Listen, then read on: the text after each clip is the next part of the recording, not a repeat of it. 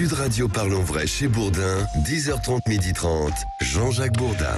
Fabien Roussel est notre invité, le secrétaire national du Parti communiste français. Fabien Roussel, bonjour. Bonjour Jean-Jacques Bourdin et bonjour à vos auditeurs à qui je souhaite une bonne année, une bonne santé et une bonne retraite. Bien, une bonne retraite. Alors Fabien Roussel, une bonne retraite, je ne sais pas si la réforme des retraites va assurer une bonne retraite. Ce que je sais, c'est que vous serez dans la rue demain. Oui, je serai forcément là, solidaire de cette intersyndicale historique qui s'est nouée pour s'opposer à cette réforme des retraites qui prévoit, qui demande aux Français de travailler plus longtemps. Et donc nous appelons, le Parti communiste français appelle massivement ses adhérents, ses élus, mais aussi les travailleurs, les salariés à se mobiliser contre cette réforme des retraites qui est extrêmement dure, extrêmement violente. Oui, je vous ai écouté, vous dites il faut que nous soyons 1 million, au moins 1 million dans la rue demain après-midi. Oui, mais parce que, en fait, ce que je veux dire par là, c'est qu'on ne peut pas prendre cette manifestation comme toutes les manifestations. Sincèrement, je le dis aux Français, à celles et ceux qui nous écoutent, j'aimerais que tout le monde prenne bien conscience que si nous sommes tellement nombreux demain, que cette manifestation est tellement puissante qu'elle aussi serait historique, eh bien, le gouvernement et Emmanuel Macron prendront conscience qu'il y a un rejet total de leur réforme. C'est dès demain qu'il faut faire trembler les murs de l'Élysée. Vous dites même il faut aller jusqu'à carrément bloquer le pays. Mais en fait, d'abord... la fin justifie les moyens ? C'est pas nous qui bloquons. Est-ce que la fin justifie les moyens ?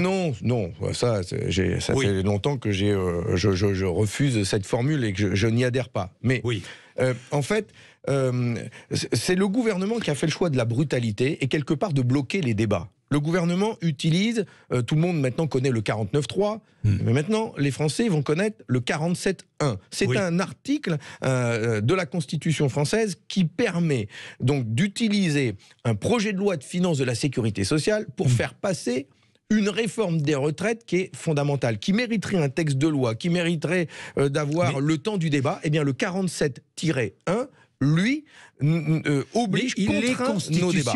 Donc, mais bien sûr. Donc le gouvernement peut. Non mais est-ce que vous allez déposer un recours devant le Conseil d'État d'ailleurs ? Nous allons utiliser tous les moyens. Nous allons utiliser tous les moyens qui sont de notre ressort au Parlement, à l'Assemblée nationale, comme au Sénat. Et je sais que nos collègues sénateurs, sénatrices communistes y travaillent. Nous allons utiliser tous les moyens. Il y a d'abord la motion référendaire. Nous déposerons une motion référendaire à l'ouverture des débats qui sera tout de suite soumise au vote de l'Assemblée nationale pour demander qu'il y ait au moins un référendum sur cette question et que les Français soient directement consultés en ayant tous les éléments du débat. Ça, c'est un moyen de débloquer la situation. Roussel, pas de manifestation si nous avons un référendum dans 6 mois. Alors je vois un référendum, puisque vous parlez de référendum, hier je recevais Nicolas Dupont-Aignan qui propose lui un réfendum d'initiative partagée. Donc il votera. Mais non, mais il a déjà déposé, il dit vous le signez, vous signez la demande. Il faut 185 députés et sénateurs et plus de 4 millions de Français pour qu'un référendum puisse être organisé. Eh bien, écoutez, le temps de parvenir à ça, à mon avis, ce sera un temps long, et le gouvernement aura le temps de faire valider sa réforme. Donc, nous proposons une méthode plus rapide et plus efficace. C'est dès l'ouverture des débats, le 6 février prochain. Dès le 6 février prochain. Il y aura une motion référendaire déposée à l'Assemblée nationale, et il faudra là une majorité de députés pour la voter. Et d'ailleurs, je m'adresse aux députés LR, je sais qu'il y a du débat chez eux. Et même ceux qui seraient favorables à l'allongement de la durée du départ en retraite s'interrogent et regrettent que le gouvernement soit brutal dans la manière d'organiser le débat. Ceux-là, ils pourraient dire, mais d'accord, ayons ce débat avec tous les Français, organisons un référendum, faisons en sorte que dans toutes les usines, dans les lieux de travail... permettra d'améliorer le texte. Non mais améliorer le texte, selon la position qu'on a. Sauf que le gouvernement n'a que 2 oreilles droites, il n'écoute que par 2 oreilles droites, il refuse tout débat et tout amendement visant à aller chercher des recettes supplémentaires pour améliorer les pensions sans faire travailler les Français plus longtemps. C'est-à-dire ce débat sur le fond. Comment on finance une vraie réforme des retraites ? C'est vrai qu'on vit plus longtemps. C'est vrai qu'il y a moins d'actifs par rapport au nombre de retraités. Il n'y a personne qui le nie. C'est vrai que les retraites sont basses pour beaucoup. Bien sûr, c'est vrai que les retraites sont basses pour beaucoup de retraités. Il faut améliorer ces pensions, réparer les inégalités femmes-hommes. Tout ce que nous disons, c'est ouvrons le débat sur d'autres sources de financement. Pourquoi on ne met pas ces questions en débat avec tous les Français? Moi, je rêve que dans chaque entreprise, dans chaque usine, imaginez, Monsieur Bourdin, on arrête le travail pendant 1 heure et on en débat partout, dans toutes les usines, dans tous les lieux de travail, ici à Sud Radio, avec vos salariés qui sont là, et que chacun puisse donner son avis, et qu'à la fin, il y a un référendum et on vote. Pas de grève. Quelle question poseriez-vous? De deux manières. Ou pour ou contre la réforme du gouvernement, c'est simple. Et le gouvernement a le temps pendant 6 mois de convaincre. Ils disent tous que c'est une réforme de justice sociale qui va réparer les inégalités. Vous vivrez mieux, ce sera mieux pour tout le monde. Mais s'ils sont aussi convaincus, mais ils vont convaincre les Français et nous dirons, mais pas du tout. D'abord, cette réforme, elle va aggraver la vie des jeunes, elle va aggraver la vie de ceux qui ont commencé très tôt à travailler. Vous imaginez les exemples qu'ils prennent. Commencer à travailler à 14 ans, commencer à travailler à 14 ans, il vous faudra 44 annuités pour avoir droit à la retraite. La jeune femme de 20 ans, elle devra travailler jusqu'à 64 ans, elle aussi. Enfin, mais nous défendrons notre point de vue. Et puis, il peut y avoir aussi un référendum sur projet contre projet. La gauche travaille à une autre réforme des retraites et nous la mettrons en débat. Oui, mais vous n'êtes pas d'accord, tous. Tiens, hier, tiens, vous allez entendre ça, vous y étiez hier. Oui. Il y avait ce meeting de la nouvelle union, allez-y. Populaire, écologique et sociale. Voilà. La nouvelle union populaire, écologique et sociale. Oui. Il y avait ce meeting, et lors de ce meeting est intervenu à la tribune un syndicaliste CGT. Écoutez. Et on veut une augmentation salariale tout de suite de 2 000 € pour l'ensemble des salariés, le SMIC, et un départ en retraite à 50 ans à temps plein. C'est ça nos revendications. On ne peut pas tuer des ouvriers derrière des quais et les mener à la mort jusqu'à 70 ans.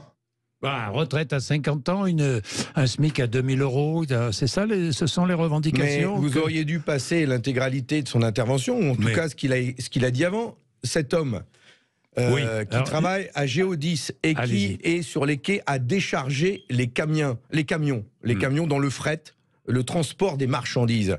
Il nous expliquait que en l'espace de quelques heures, il leur arrivait à décharger des centaines de batteries qui pèsent des kilos et des kilos. Ils sont tous les jours à porter des charges lourdes. Leur métier n'est pas considéré comme pénible. Ils n'ont pas d'exosquelette, comme un sénateur Macron a expliqué. C'est la force de leur corps, c'est leur colonne vertébrale, c'est leurs muscles qui supportent ça. Et ils disent... Il va partir plus tôt, lui, non? Mais arrêtez, monsieur Avec Bourdin. les critères de pénibilité. J'ai l'impression d'entendre Elisabeth Borne. Vous rigolez, quoi? D'ailleurs, vous rigolez. Vous connaissez leur argument. Vous avez remarqué que je ne suis pas Elisabeth Borne. J'ai bien remarqué. Mais vous connaissez leur argument. Ils sont mortels. Ils disent, mais bien sûr qu'ils vont partir plus tôt. Ah bah oui, ils vont partir plus tôt que l'âge de 64 ans, mais ils vont devoir tous travailler 2 ans de plus quand même.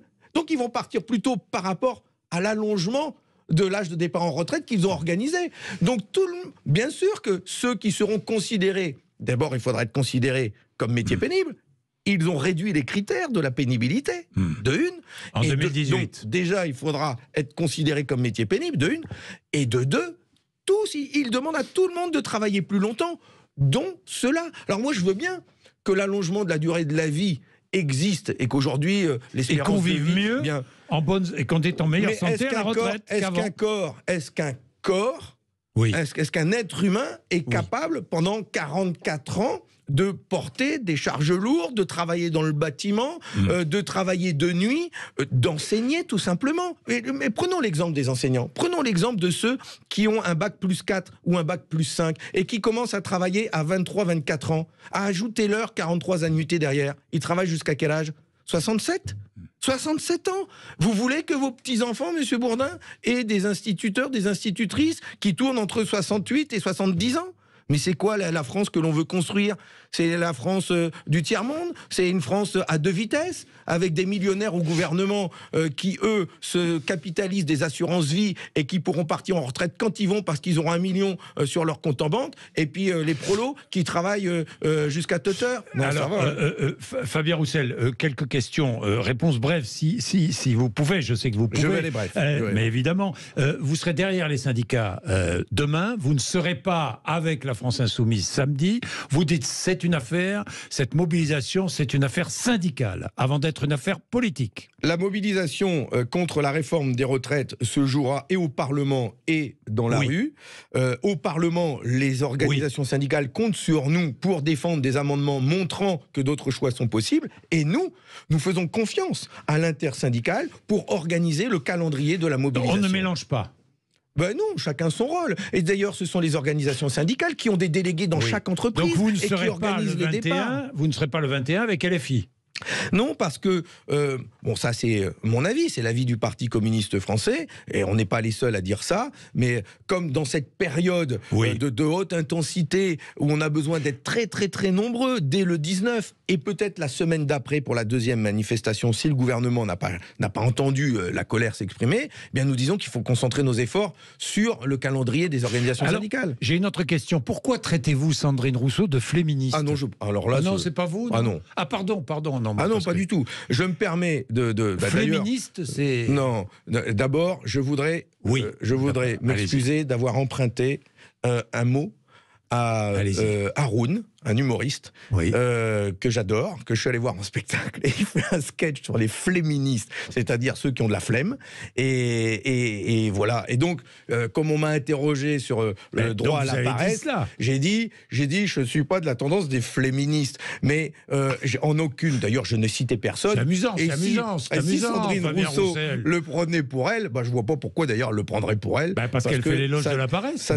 Alors, à ce moment-là, qu'elle le dise. Mais ça ne elle l'a dit qu'elle faisait l'éloge de la paresse. Oui, tout à fait. Mais moi, non, il ne faut pas qu'elle pense que tout ce que je dis s'adresse à elle. Hein. C'est quand même. Bon, vous faites l'éloge du travail. Moi, je fais l'éloge du travail. Oui. Bon, la grande différence. Ok. Dites-moi, le Parti communiste ne doit pas s'effacer derrière les autres forces de gauche, si je vous comprends bien. Vous avez bientôt votre congrès. C'est tout l'enjeu. Avec le vote des adhérents, 40 000, je crois. C'est tout l'enjeu du congrès et du débat que nous avons entre nous, avec l'ensemble des 40 000 adhérents. Il y a 2 textes qui sont en débat, et donc j'invite les militants communistes à jour de cotisation qui m'écoutent. Il va falloir aller voter les 26, 27 et 28 janvier prochains. C'est très important. Bien sûr, à chaque fois... Vos opposants sont alignés? Les opposants sont plutôt donc ceux qui défendent l'idée que pour que le Parti communiste soit fort, il doit se ranger derrière la NUPES et s'effacer. Tandis que moi, je défends avec la nouvelle génération de communistes qui a émergé, les nouveaux cadres qui ont émergé ces dernières années. Je pense à Yann Brossa, Léon Desfontaines, Guillaume Roubaud-Gouachi, Barbara Gomez, les élus qui ont gagné aux élections départementales, régionales, les nouveaux maires que nous avons. Eh bien, cette nouvelle génération, elle dit, pour que la gauche gagne, elle doit les conquérir. Tous ces millions d'abstentionnistes qui, aujourd'hui, sont déçus par la gauche. Et pour cela, oui, le Parti communiste français a un rôle important à jouer dans le pays. D'ailleurs, tous les Français devraient s'intéresser à notre congrès, à ce que nous portons comme idée, parce qu'avec un Parti communiste plus fort et plus influent dans le pays, eh bien, c'est une gauche plus forte qui, demain, sera en capacité de l'emporter. L'Ukraine, est-ce qu'il faut livrer de l'armement lourd à l'Ukraine? Est-ce que les Occidentaux doivent livrer de l'armement lourd? C'est une question extrêmement grave qui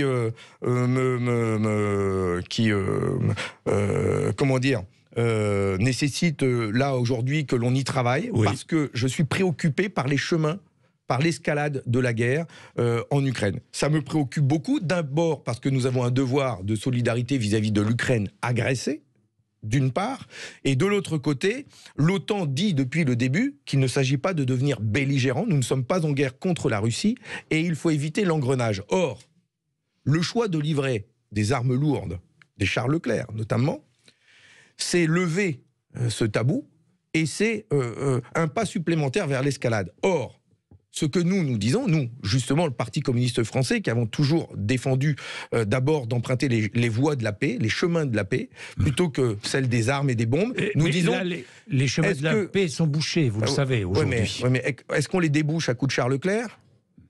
Ou est-ce qu'on les débouche par d'autres signes ? Quels sont les signaux ? Quels sont les messages qu'envoie l'OTAN, la France, justement, pour ouvrir ces chemins de la paix ? Moi, c'est la question que je souhaite poser au président de la République. Je souhaite avoir ce débat au sein du Parlement. Je souhaite que la France parle unie. Et j'ai besoin, moi aussi, d'écouter ce que d'autres disent, pensent, et que l'on réfléchisse ensemble. Ce n'est pas une décision anodine. C'est pas comme si on livrait des 2 chevaux, comme j'ai pu le lire. C'est une décision importante. Et donc, on ne peut pas la prendre comme ça. Je ne souhaite pas que le président de la République la prenne seul. Vous demandez un débat au Parlement. Je demande à ce que le Parlement puisse être saisi de cette question. Avec un vote ? Mais bien sûr, et que l'on puisse aboutir sur une position, celle de la France, et qui nous permette de continuer de soutenir un pays qui est agressé. Je ne renvoie pas du tout à dos l'Ukraine et la Russie. Il y a un agresseur et un agressé. Certains renvoient à dos. Vous les entendez ? Mais vous avez des doutes d'ailleurs sur, par exemple, LFI, où on entend ces voix-là ? Non, franchement, sincèrement, non. Bon, d'accord. Non, mais je pense que l'on a besoin d'abord d'avoir un débat profond, serein, et qui affirme une position forte de la France qui, aujourd'hui, au sein de l'OTAN, en Europe, devrait être celle qui apporte des propositions pour réouvrir ces chemins vers la paix. Merci Fabien Roussel d'être venu nous voir ce matin sur l'antenne de Sud Radio. Nos invités à midi, c'est l'heure maintenant de retrouver André Berkoff.